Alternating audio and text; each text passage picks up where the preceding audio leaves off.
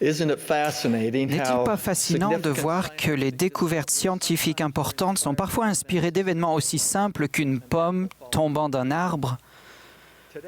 Aujourd'hui, je voudrais parler d'une découverte scientifique faite grâce à un petit groupe de lapins. Dans les années 1970, des chercheurs ont mené une expérience pour examiner les effets de l'alimentation sur la santé cardiaque.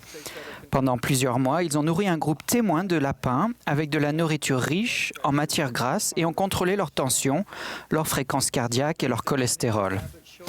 Comme prévu, ils ont remarqué une accumulation de dépôts graisseux dans les artères des lapins. Et pourtant, ce n'était pas tout. Les chercheurs ont découvert quelque chose d'apparemment insensé. Bien que tous les lapins aient accumulé des dépôts graisseux, un groupe en avait près de 60% de moins que les autres. On avait l'impression de regarder deux groupes de lapins différents. De tels résultats empêchent des scientifiques de dormir. Comment était-ce possible? Les lapins étaient de la même race néo-zélandaise et avaient un patrimoine génétique quasiment identique. Ils avaient reçu la même quantité des mêmes aliments. Qu'est-ce que cela signifiait? Les résultats invalidaient-ils l'étude? Y avait-il des erreurs dans la conception de l'expérience? En vain, les scientifiques ont cherché à comprendre ce résultat étrange. Finalement, ils se sont tournés vers l'équipe de recherche. Avait-elle fait quelque chose pour influencer les résultats? En explorant cette hypothèse, ils ont découvert que les lapins ayant moins de dépôts graisseux étaient soignés par la même chercheuse. Elle donnait à ces lapins la même nourriture que les autres. Cependant, un scientifique a rapporté qu'elle était particulièrement gentille et bienveillante. Quand elle nourrissait les lapins, elle leur parlait, les caressait et les câlinait. Elle ne pouvait pas s'en empêcher. C'était dans sa nature. Elle n'avait pas simplement nourri les lapins, elle leur avait donné de l'amour. Au début, il semblait improbable que cela explique cette différence impressionnante, mais l'équipe de recherche ne trouvait pas d'autre raison. Alors, ils ont répété l'expérience, cette fois en contrôlant minutieusement toutes les autres variables. L'analyse des résultats finaux a démontré la même chose. Les lapins soignés par la chercheuse aimante étaient réellement en meilleure santé. Les scientifiques ont publié les résultats de cette étude dans la prestigieuse revue Science. Des années plus tard, les découvertes faites dans le cadre de cette expérience influencent encore la collectivité médicale. Récemment, Kelly Harding a publié un livre intitulé « The Rabbit Effect », l'effet lapin, dont le nom est inspiré de cette expérience. Voici sa conclusion. Prenez un lapin ayant un mode de vie malsain, parlez-lui, portez-le, donnez-lui de l'affection. La relation fait la différence. En fin de compte, ce qui affecte le plus notre santé repose en grande partie sur la façon dont nous nous traitons mutuellement, dont nous vivons et sur notre perception de ce que signifie être humain. Dans un monde profane, les ponts reliant la science et les vérités de l'Évangile semblent parfois rares. Pourtant, en tant que chrétiens, disciples de Jésus-Christ, saints des derniers jours, les résultats de cette étude scientifique semblent plus intuitifs que déconcertants. Pour moi, cela ajoute une pierre à la fondation de la gentillesse, comme principe de l'Évangile guérisseur et fondamental. Elle soigne les cœurs sur le plan émotionnel, spirituel et même, comme nous l'avons vu, sur le plan physique. Quand on a demandé au Sauveur, « Maître, quel est le plus grand commandement ?» il a répondu, « Tu aimeras l'Éternel ton Dieu de tout ton cœur et tu aimeras ton prochain comme toi-même. » La réponse du Sauveur réaffirme notre devoir céleste. Les prophètes d'autrefois nous ont commandé de ne pas avoir de querelle entre nous, mais de regarder vers l'avenir, nos cœurs étant enlacés dans l'unité et l'amour les uns envers les autres.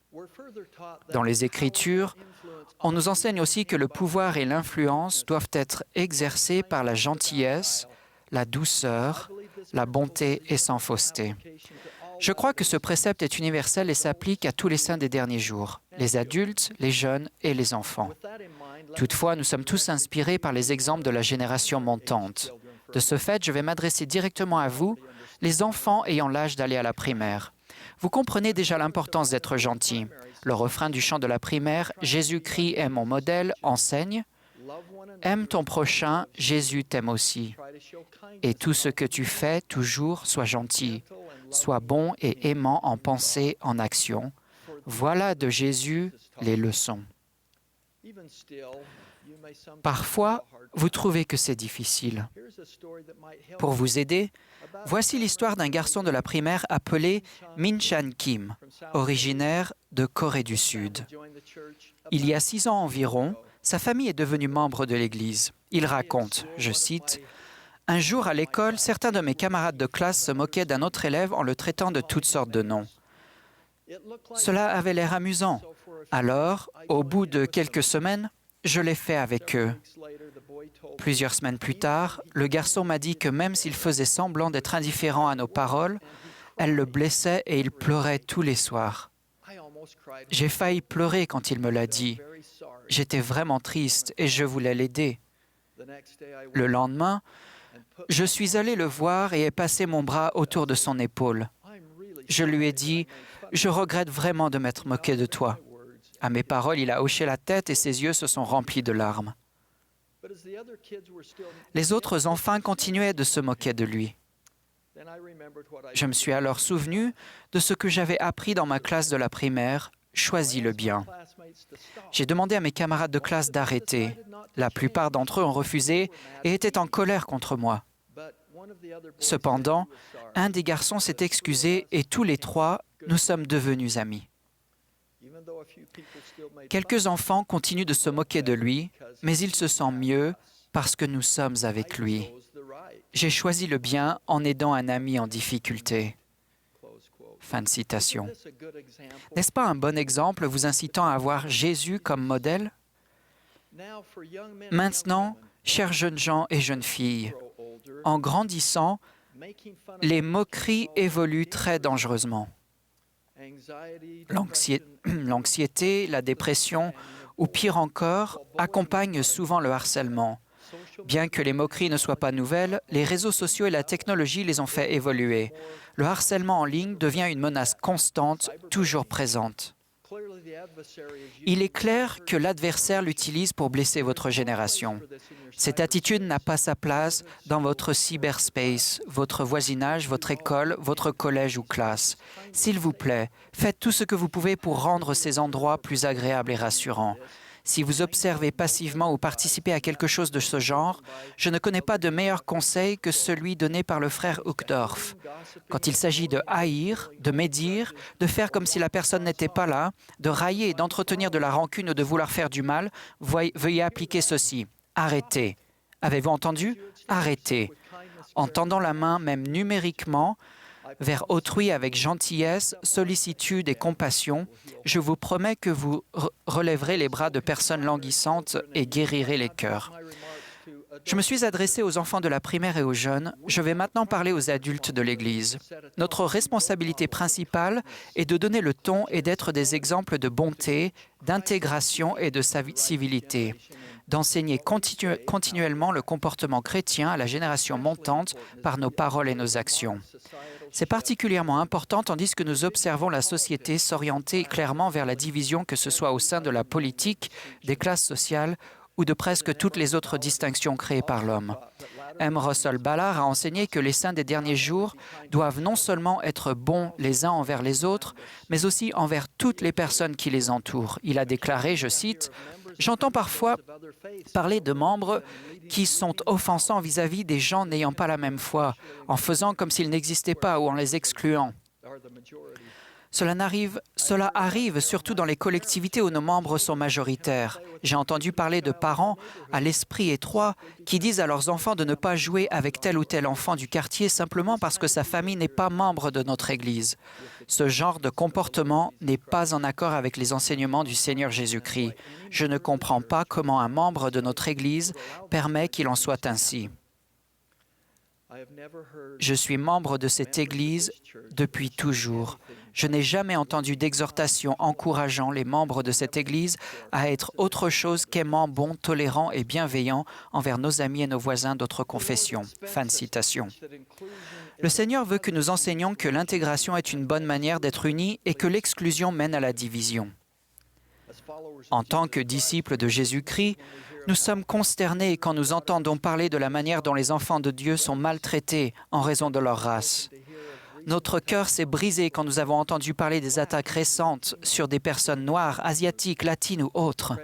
Les préjugés, les tensions raciales et la violence n'ont pas leur place dans nos quartiers, nos collectivités, ni dans l'Église. Que chacun de nous, peu importe son âge, s'efforce de devenir meilleur. Même si nous nous efforçons de faire preuve d'amour, de respect et de gentillesse, nous serons certainement blessés ou affligés par les mauvais choix d'autres personnes. Alors, que devons-nous faire? Nous suivons l'exhortation du Seigneur. Aimez vos ennemis et priez pour ceux qui vous maltraitent. Ensuite, nous faisons tout notre possible pour vaincre l'adversité placée sur notre chemin. Nous nous efforçons d'endurer jusqu'à la fin en priant continuellement pour que la main du Seigneur change notre situation. Nous le remercions pour les personnes qu'il met sur notre route pour nous aider. Je suis touché par cet exemple tiré de l'histoire de l'Église. Pendant l'hiver de 1838, Joseph Smith et d'autres dirigeants de l'Église étaient captifs dans la prison de Liberty, tandis que dans l'État du Missouri, les saints des derniers jours étaient chassés de leur foyer. Ils étaient démunis, sans amis et souffraient terriblement du froid et de la pauvreté. Les habitants de Quincy, en Illinois, ont vu leur détresse et leur ont tendu la main avec compassion et amitié. Wendell Mace, un habitant de cette ville, a rapporté la plupart le moment où il a vu pour la première fois les saints sous des tentes de fortune le long du Mississippi. Certains avaient des draps étendus tels des petits abris contre le vent. Les enfants tremblaient devant un maigre feu que le vent éteignait. Les pauvres saints souffraient terriblement. Voyant leur détresse, les habitants de Quincy se sont unis pour leur venir en aide, certains les aidant même à traverser la rivière. Wendell Mace a raconté « Les habitants ont donné libéralement, les marchands rivalisant pour savoir qui serait le plus généreux. Bientôt, les dons étaient rassemblés, de la farine, du porc, du sucre, des bottes, des chaussures et des vêtements, tout ce dont ces pauvres parias avaient tant besoin. » Il fallut peu de temps pour que le nombre des réfugiés dépasse celui des habitants de Quincy qui leur avaient ouvert leurs portes et avaient partagé avec eux les maigres provisions au prix d'un grand sacrifice. C'est uniquement grâce à la compassion et la générosité de ces personnes que de nombreux saints des derniers jours ont survécu à ce rude hiver. Ces anges sur terre ont ouvert leur cœur et leur foyer, offrant aux saints souffrants la nourriture et la chaleur salvatrice, et peut-être plus important encore, une main amicale.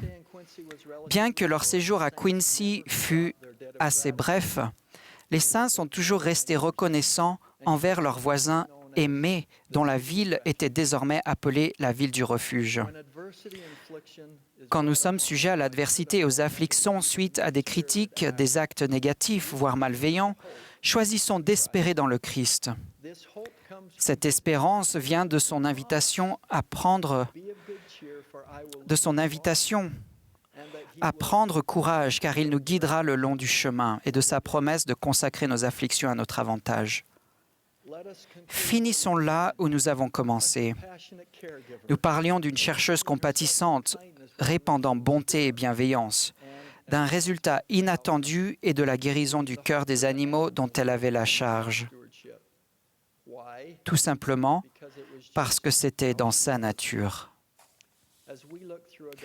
En regardant à travers nos jumelles de l'Évangile, nous nous rendons compte que nous sommes, nous aussi, sous le regard vigilant d'un médecin compatissant, qui tend la main avec bonté et bienveillance. Le bon berger connaît chacun de nous par son nom et s'intéresse personnellement à nous.